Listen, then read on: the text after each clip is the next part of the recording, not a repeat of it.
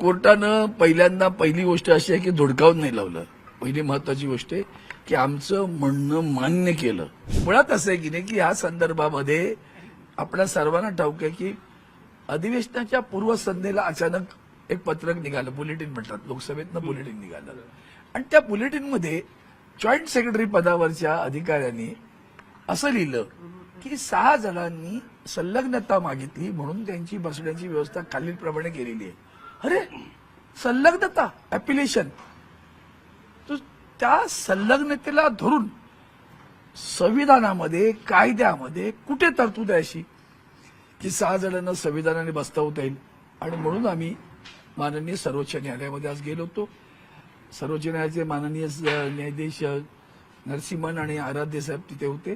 त्यांच्यासमोर आमचे देवदत्त कामत यांनी हा विषय मांडला आणि तिथं ह्या सगळ्या गोष्टी त्यांना सांगण्यात आलं की या पद्धतीनं हा जो बाजार मांडला गेलाय त्याला प्रतिबंध करण्यासाठी अशा प्रकारची संविधानाला अनुसरून नसलेली नोटीस, सूचना, तिच्याबद्दल आपल्याला कारवाई केली पाहिजे, तिला स्टे दिला पाहिजे. मग माननीय सर्वोच्च न्यायालय म्हणाले आम्ही इथेही सांगितलं की कोणत्या आधारावर दिली?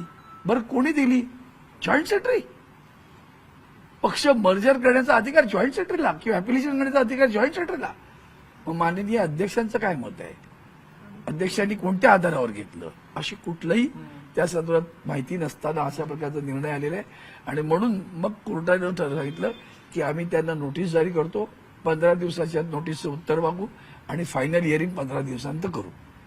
नाही पण सर, ज्या पद्धतीने ह्या घडामोडी होत आहे आणि एकीकडे आज लोकसभेचं सत्र आणि संसद सत्र सुरू आहे, यामध्ये ते वेगळे बसत आहे आणि या संदर्भात गैर आहे ना पंडित. शेवटी असं आहे, कोर्टानं पहिली गोष्ट अशी आहे की धुडकावून नाही लावलं.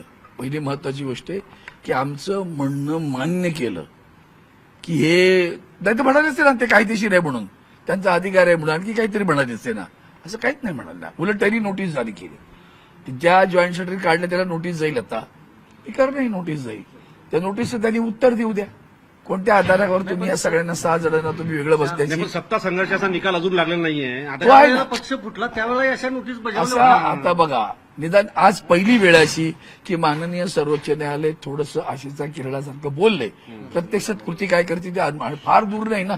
15 दिवसाची गोष्ट आहे. दरम्यान आमची 33 जुलैला ती पण केस आहे. 2022 मला कल्पना नाही. मी या विषयावर, कारण मी सुप्रीम कोर्टात होतो, ते काय बोलले, कशाने भेटले कल्पना नाही, त्यामुळे भाष्य करणं